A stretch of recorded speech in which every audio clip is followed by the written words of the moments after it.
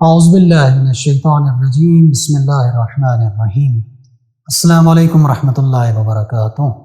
عزیز طلاب، امید ہے آپ خیر و عافیت سے ہوں گے۔ احکام زندگی کے آج چوتھے لیکچر کے ساتھ حاضر خدمت ہوں۔ چوتھے لیکچر کی طرف جانے سے پہلے ایک دو ایڈوائسز کہہ لیں یا تجاویز کہہ لیں، وہ آپ کے گوش گزار کرنا چاہتا ہوں۔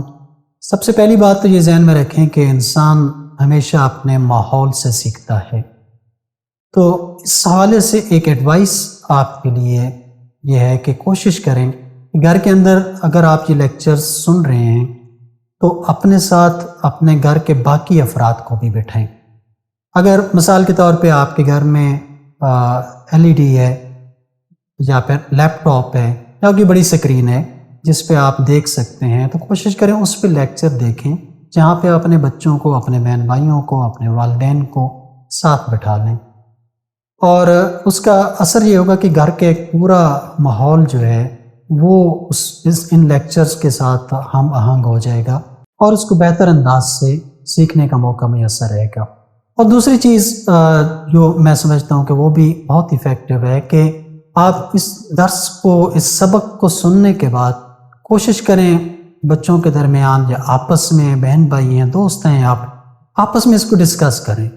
ایک دفعہ جب یہ چیزیں ڈسکس ہو جاتی ہیں وہ فار ایور آپ کو یاد بھی رہتی ہیں، اور پھر احکام ایسے ہیں فقہی احکام کی جن کو آپ کوشش کریں پریکٹیکل کرنے سے بھی چیزیں ہمیشہ یاد رہتی ہیں۔ تو انشاءاللہ امید ہے آپ ان تجاویز پہ بھی عمل کریں گے۔ تو چلیں ہم بڑھتے ہیں آج کے چوتھے لیکچر کی طرف، اور آج کا لیکچر کا جو عنوان ہے وہ ہے پاکیزگی کا سفر۔ تو انشاءاللہ آپ کو اس کے ٹائٹل سے، اس عنوان سے کافی اندازہ ہو گیا ہوگا کہ ہم اس آنے والے سبق میں کس چیز کو ڈسکس کرنے جا رہے ہیں۔ یہ حصہ اول ہے اور اس کو ہم دو حصوں میں اس چیپٹر کو کریں گے۔ شام کے سائے گہرے ہو رہے تھے اور سرد ہوا کے جھونکے چل رہے تھے۔ 13 سالہ سلمان اور اس کا 20 سالہ بڑا بھائی ذیشان قریبی گاؤں سے پیدل اپنے گھر کی طرف لوٹ رہے تھے۔ دونوں گاؤں کے درمیان تقریباً آدھے گھنٹے کا راستہ تھا کہ اچانک سلمان کے قدم رک گئے۔ اس کا چہرہ پریشانی سے سرخ ہو رہا تھا۔ کیا ہوا سلمان؟ ذیشان نے چونک کر پوچھا۔ بھائی جان، وہ مجھے بہت تیز پیشاب کی حاجت ہو رہی ہے، اب ایک قدم بھی چلنا مشکل ہے، سلمان نے پیٹ پر ہاتھ رکھتے ہوئے بے بسی سے کہا۔ ذیشان نے آس پاس دیکھا اور سمجھداری سے بولا، تھوڑا حوصلہ کرو، صبر کر لو، گھر بس 20 منٹ کی دوری پر ہے۔ مگر سلمان کی برداشت جواب دے چکی تھی۔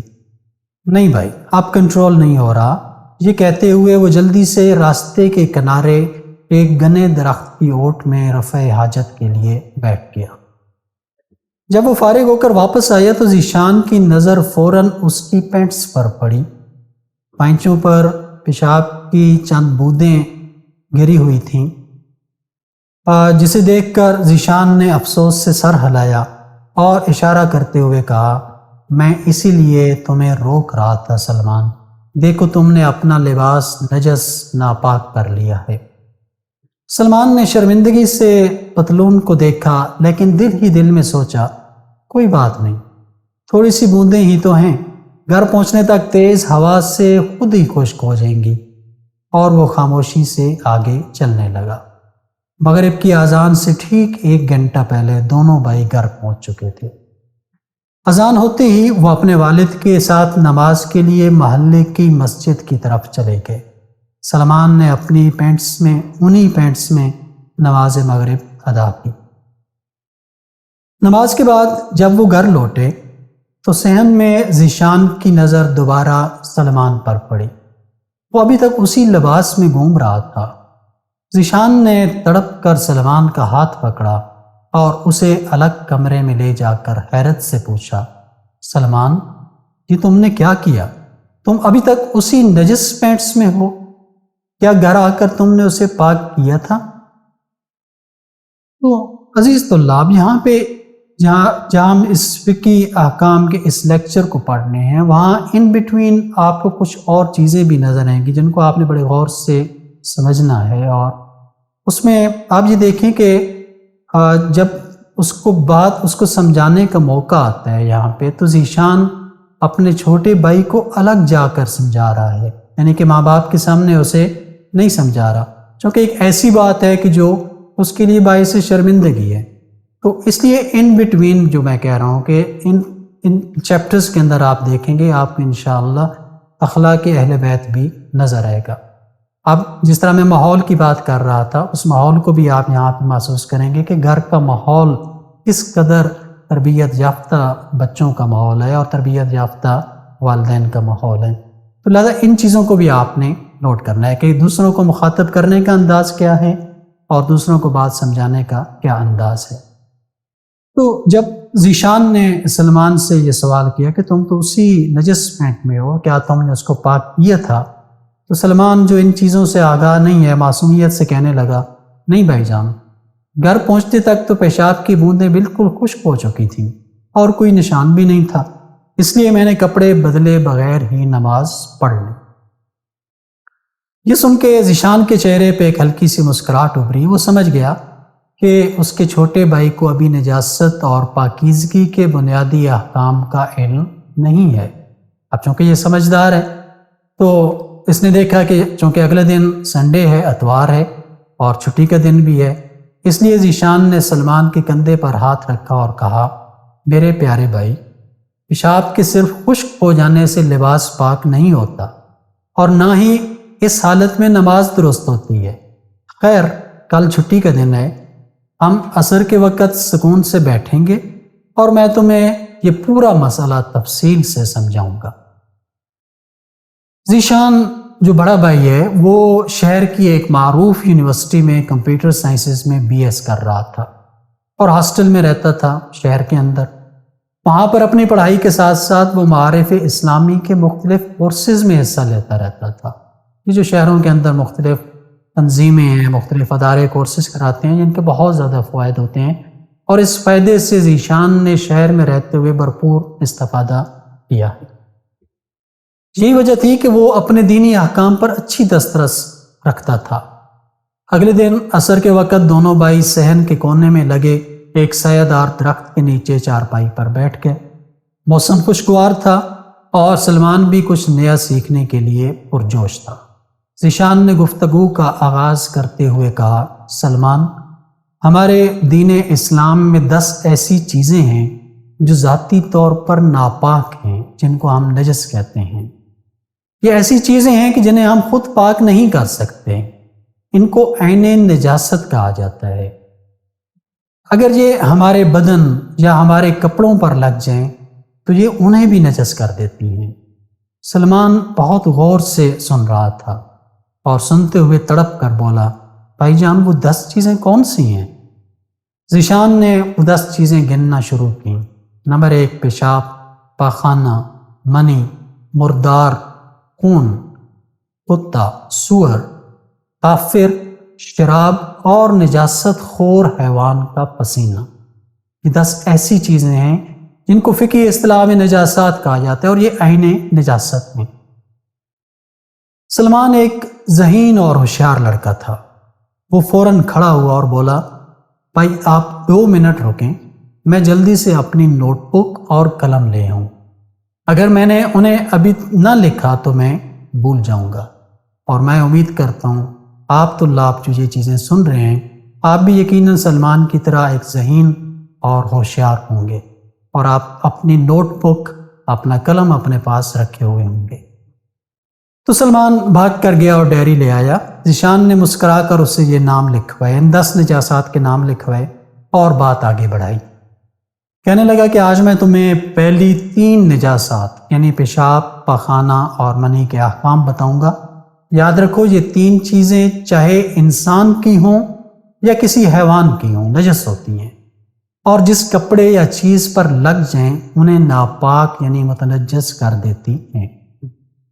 سلمان نے یہ سن کر بیچ میں ہی سوال کیا کہ بھائی جان، ہمارے گھر میں جو گائے ہے، جو بکریاں ہیں، کیا ان کا پیشاب اور پخانہ بھی نجس ہے؟ ذیشان نے جواب دیا کہ یہ بہت اچھا سوال کیا تم نے۔ اب اس اصول کو اچھی طرح سمجھ لو۔ ان جتنے بھی احکام ذیشان سمجھا رہا ہے آپ دیکھیں گے کہ اس میں کچھ اصولی چیزیں سمجھا رہا ہے جن اصول کو ہم بھی اگر یاد رکھیں تو بہت سارے مسائل ہم خود ہی حل کر سکیں گے۔ اس نے کہا کہ اس اصول کو اچھی طرح یاد رکھو کہ پیشاب اور پاخانہ کون کون سی چیزوں کا نجس ہوتا ہے اور کون سی کا پاک ہوتا ہے۔ تو نمبر 1 اس نے بتایا انسان، ہر انسان کا پیشاب اور پاخانہ نجس ہے۔ نمبر 2 حرام گوشت جانور، ایسا جانور جس کا گوشت کھانا حرام ہے اور اس کا خون جہندہ ہے۔ ایک تو اس کا گوشت حرام ہے، خون جہندہ ہے۔ خون جہندہ ہوتا ہے کہ جب ہم کسی جانور کو ذبح کرتے ہیں یا اس کی رگ کاٹی جاتی ہے تو اس میں سے خون اچھل کر نکلتا ہو۔ کچھ جانوروں کا یا حشرات کا خون اچھل کر نہیں نکلتا ہے، لیکن بہت سے جانور ایسے ہوتے ہیں کہ ان کی رگ کاٹی جائے، ان کو ذبح کیا جائے تو ان کا خون اچھل کر نکلتا ہے۔ تو ایسے جانور جن کا گوشت حرام ہے اور پھر ان کو ذبح کیا جائے تو ان کا خون بھی اچھل کر نکلتا ہو، جیسے بلی ہے یا شیر ہے یا اس طرح کے دیگر جو جانور ہیں، تو ان کا پیشاب اور پاخانہ بھی نجس ہوتا ہے۔ اور تیسرے نمبر پہ ہے حلال گوشت جانور، مثال کے طور پہ گائے ہے، بھیڑ بکری ہے، اونٹ ہے یا پالتو جانور انسان اپنے گھروں میں رکھتے ہیں، ان جیسے حلال جانوروں کا پیشاب اور پاخانہ پاک ہوتا ہے۔ اس لیے گائے کا گوبر یا بکری کی مینگنیاں یا ان کا پیشاب نجس نہیں ہے جو عام طور پہ ہم گھروں میں رکھتے ہیں۔ اور پھر چوتھے نمبر پہ آ جاتے ہیں حشرات، وہ حرام جانور جن کا خون اچھل کر نہیں نکلتا، حشرات الارض ہیں یا اڑنے والے حشرات ہیں، جیسے مچھر ہے، مکھی ہے یا حرام مچھلی ہے، ان کا پاخانہ پاک ہوتا ہے، لیکن احتیاط لازم کی بنا پر ان کے پیشاب سے بچنا چاہیے۔ پاخانہ ان کا پاک ہے، پاخانہ ان کا پاک ہوتا ہے، لیکن ان کے پیشاب سے احتیاط لازم کے بچنا چاہیے، وہ نجس ہوتا ہے۔ اسی طرح یہ بھی سمجھ لو کہ انسان اور ہر اس نر جانور کی منی نجس ہے جس کا خون اچھل کر نکلتا ہو، یعنی کہ تیسری چیز پیشاب پخانے کے علاوہ منی کے احکام اس نے کہے تھے ذیشان نے، تو اس کے ایک اصول ہے کہ انسان ہو یا کوئی بھی نر جانور ہو تو اس کی منی نجس ہے، ایسا جانور جس کا خون اچھل کر نکلتا ہو، بلکہ حلال جانور بھی ہو تو اس کی منی بھی احتیاط واجب کی بنا پر نجس ہوتی ہے۔ تو اس لیے حلال ہو یا حرام ہو ان کی منی جو ہے وہ نجس ہے۔ ابھی یہ باتیں چل رہی تھی دونوں بھائیوں کے درمیان کہ اسی اثناء میں دونوں بھائیوں کی والدہ ہاتھوں میں سبزی کی ٹوکری اٹھائے وہاں پہنچ جاتی ہیں۔ دونوں بھائی احتراماً چارپائی سے کھڑے ہوتے ہیں۔ سلمان نے بھاگ کر اپنے لیے ایک چھوٹی سی کرسی اٹھائی اور ماں کو چارپائی پر بٹھا دیا۔ پھر اس نے ایک ہی سانس میں، جس طرح بچوں کی عادت ہوتی ہے، ذیشان بھائی کی ساری بتائی ہوئی باتیں اپنی والدہ کو سنا ڈالیں۔ ان کی والدہ جو شام کے لیے کوکنگ اس نے کرنی تھی، وہ جو سامان تھا سبزی وغیرہ وہ کاٹنے کے لیے اٹھایا اور اپنے بچوں کے پاس آ کر بیٹھ جاتی ہے۔ والدہ اپنے بیٹوں کی اس علمی محفل اور علمی گفتگو کر دیکھ کر بہت خوش ہوئیں۔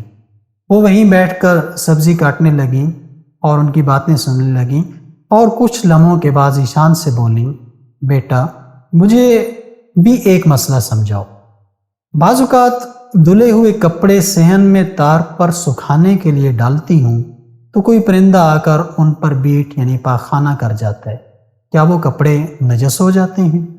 اور یہ تو ایسا مسئلہ ہے کہ جو روزمرہ ہمیں بھی فیس کرنا پڑتا ہے۔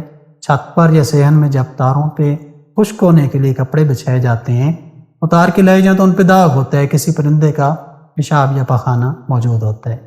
تو والدہ نے پوچھا کہ اس مسئلے کا کیا ہے، کیا وہ پیشاب اور پاخانہ پرندوں کا وہ بھی نجس ہوگا؟ تو ذیشان کہنے لگا کہ امی جان، حلال گوشت پرندوں جیسے چڑیا، مرغی، کبوتر وغیرہ کا پیشاب اور پاخانہ بالکل پاک ہے، یہ نجس نہیں ہوتا۔ حتیٰ کہ جو حرام گوشت پرندے ہیں جیسے کوا ہے، چیل ہے، چمگادڑ ہے، اور ان کا پیشاب اور پاخانہ بھی پاک ہی مانا جاتا ہے، وہ بھی پاک ہے۔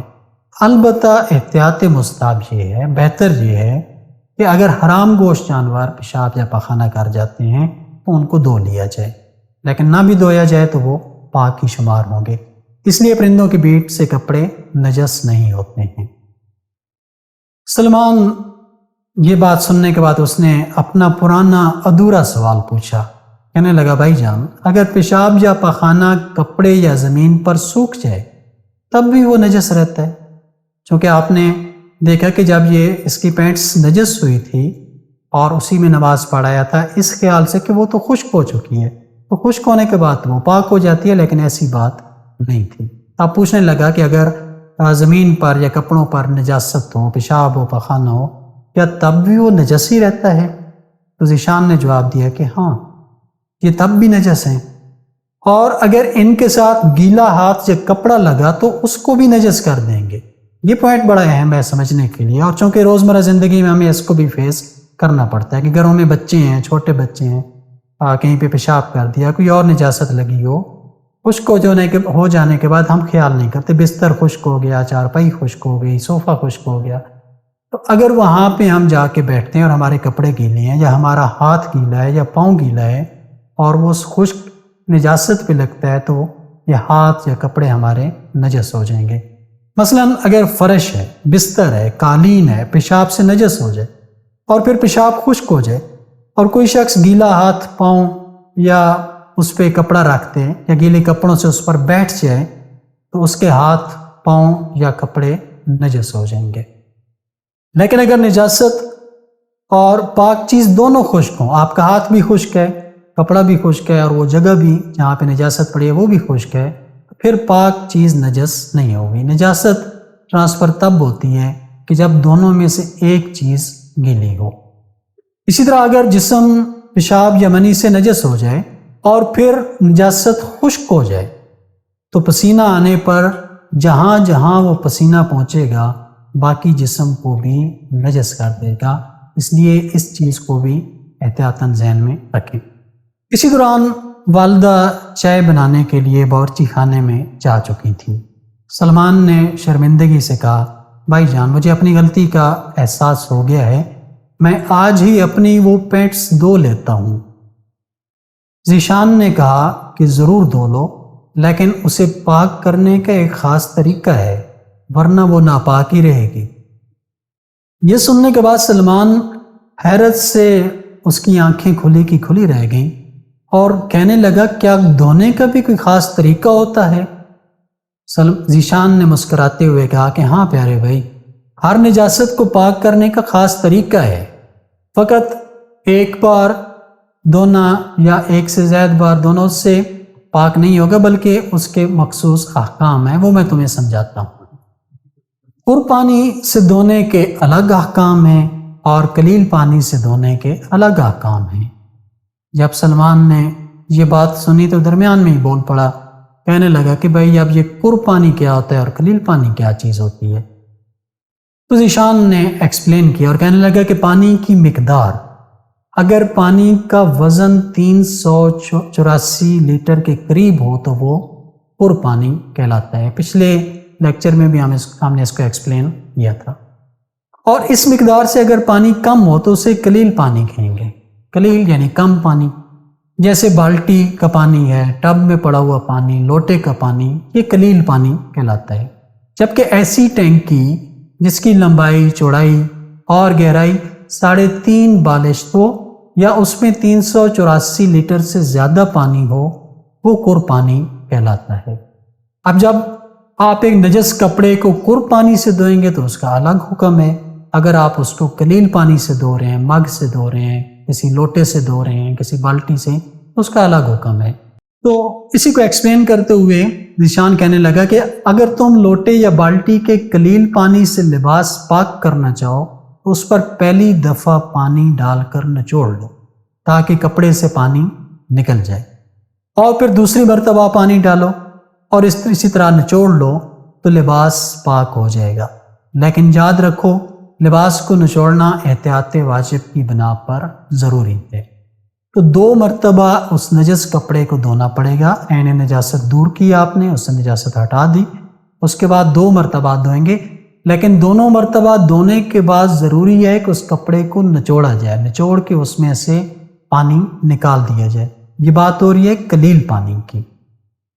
تو اگر بدن بھی پیشاب سے نجس ہو، اب پیشاب کی نجاست، ہم نجاست میں بھی پیشاب اور پخانے کی بات کر رہے ہیں، تو اگر بدن بھی پیشاب سے نجس ہو تو قلیل پانی سے 2 مرتبہ دھونے سے پاک ہو جائے گا، لیکن اگر لباس یا بدن پر پانی سے دھونا ہو پھر اس کو 2 مرتبہ دھونا کافی ہے، بشرطے کہ یہ پیشاب سے نجس ہو۔ پیشاب کی نجاست ایسی ہے کہ جو اس کو پاک کرنے کے لیے پانی کو زیادہ مرتبہ استعمال کرنا پڑتا ہے۔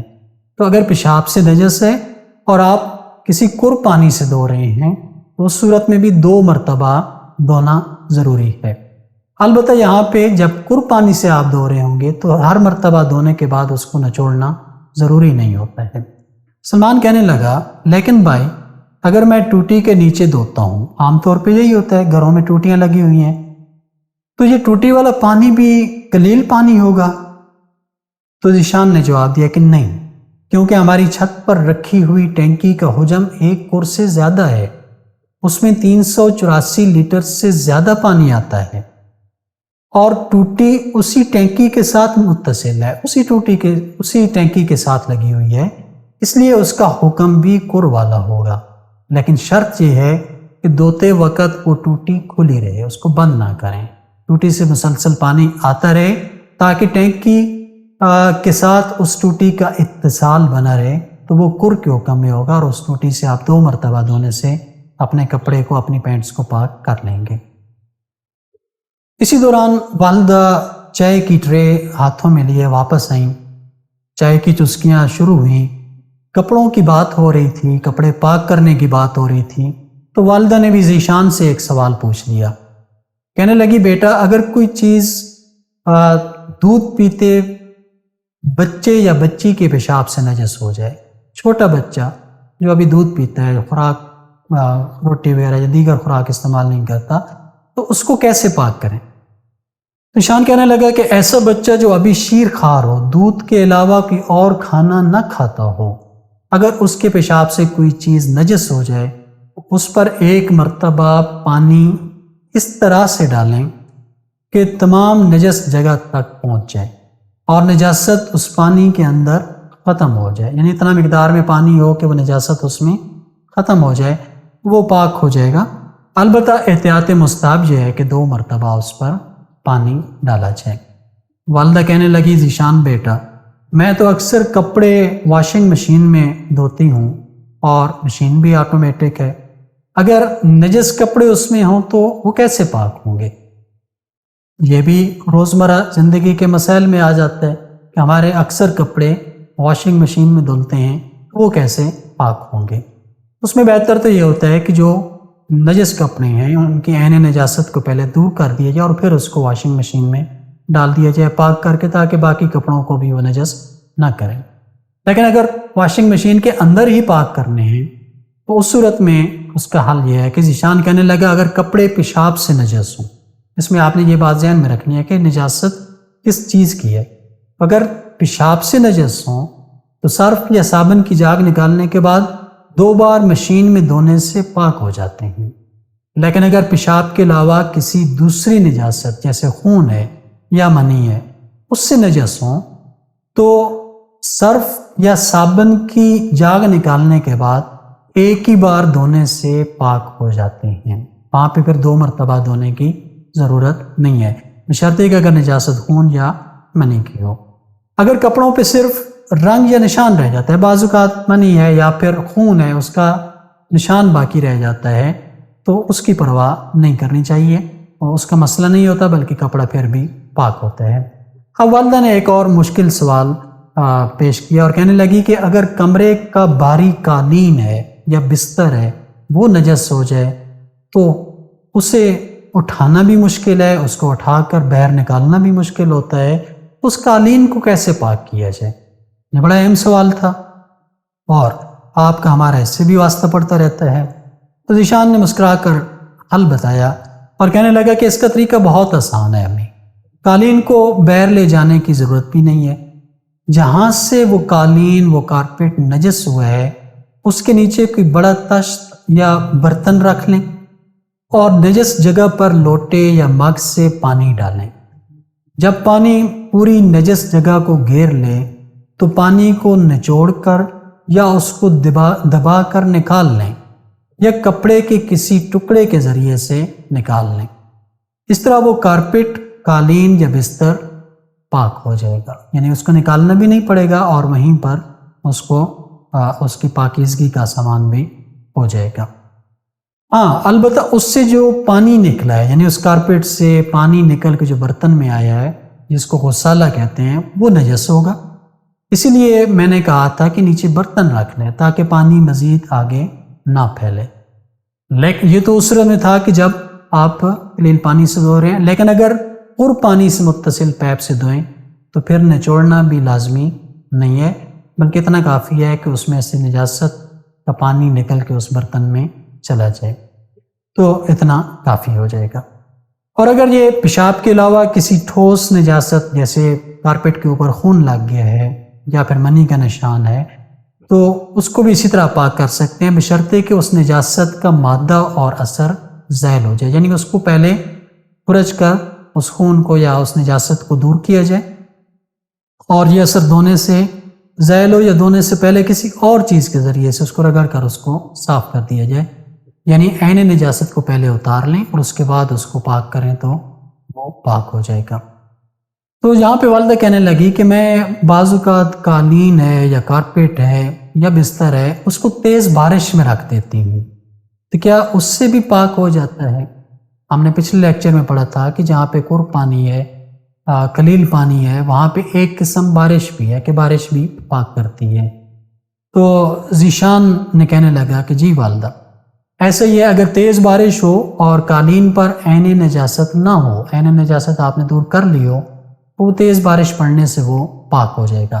لیکن اگر پیشاب سے نجس ہو تو احتیاط واجب یہ ہے کہ 2 مرتبہ اس کو دھویا جائے، البتہ نچوڑنا ضروری نہیں ہے، 2 مرتبہ اس کو بارش میں رکھا جائے اور اس سے وہ پاک ہو جائے گا۔ یہاں پہ سلمان کہنے لگا کہ بھائی جان میں کبھی کبھار بعض لوگوں کو دیکھتا ہوں جو گاؤں کی نہر کے کنارے کپڑے دھو رہے ہوتے ہیں، تو کیا وہاں پر بھی کپڑے دھونے سے پاک ہو جاتے ہیں؟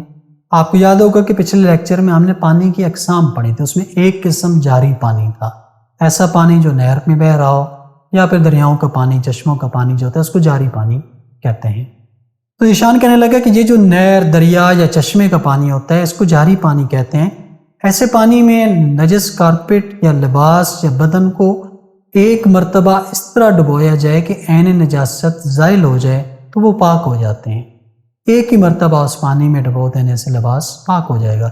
اس میں بچے ہوئے پانی کو نچوڑنا یا اس کو نکالنا بھی لازمی نہیں ہے، نچوڑنا یہاں پہ اس کا غسالہ نچوڑ لینا وہ بھی لازمی نہیں ہوتا ہے۔ والدہ نے سبزی ایک طرف رکھی اور بولی بیٹا ابھی تک تو تم نے صرف جسم، لباس، قالین اور بستر کے بارے میں بتایا، بعض اوقات ہمارے کھانے پینے کے برتن بھی تو نجس ہو جاتے ہیں، ان کو کیسے پاک کریں گے؟ والدہ کا جملہ ابھی پورا نہیں ہوا تھا کہ سلمان اچانک گھڑی دیکھ کر اچھل پڑا اور کہنے لگا امی بس کریں، آج کے لیے اتنا کافی ہے۔ سلمان نے چلاتے ہوئے کہا اس لیے کہ میری ٹیوشن کا وقت ہو گیا، میں بالکل نہیں چاہتا کہ میری غیر موجودگی میں آپ دونوں اتنے اہم اور مزیدار مسائل اکیلے ڈسکس کر لیں۔ سلمان کی یہ معصومانہ ضد دیکھ کر ذیشان اور والدہ زور سے ہنس پڑے۔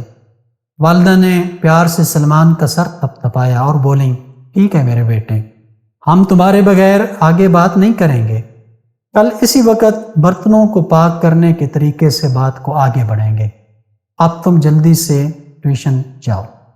سلمان نے جلدی سے اپنی ڈائری بند کی، بیگ اٹھایا اور بولا اللہ حافظ امی، اللہ حافظ بھائی جان، اور وہ مسکراتا ہوا باہر چلا گیا۔ یہاں پہ آج کا پاکیزگی کا ہمارا جو سفر ہے وہ یہاں پہ ایک سٹاپ ہے، اور اسی پاکیزگی کے سفر کو انشاءاللہ اگلی قسط میں بھی ہم جاری رکھیں گے۔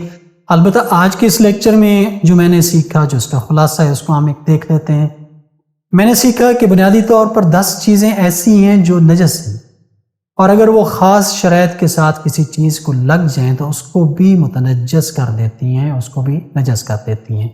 میں نے سیکھا کہ ہر انسان کا اور ہر اس حرام گوشت جانور کا جس کا خون ذبح کرتے وقت اچھل کر نکلتا ہو، پیشاب اور پاخانہ نجس ہوتا ہے۔ میں نے یہ بھی سیکھا کہ حلال گوشت جانوروں جیسے گائے، بکری، بھیڑ اور تمام پرندوں جیسے چاہے وہ حلال ہوں یا کوے، چیل کی طرح حرام گوشت ہوں، ان کا پیشاب اور پاخانہ بھی پاک ہوتا ہے۔ میں نے سیکھا کہ انسان اور ذبح کے وقت ہر اچھلتے خون والے نر جانور کی منی نجس ہوتی ہے۔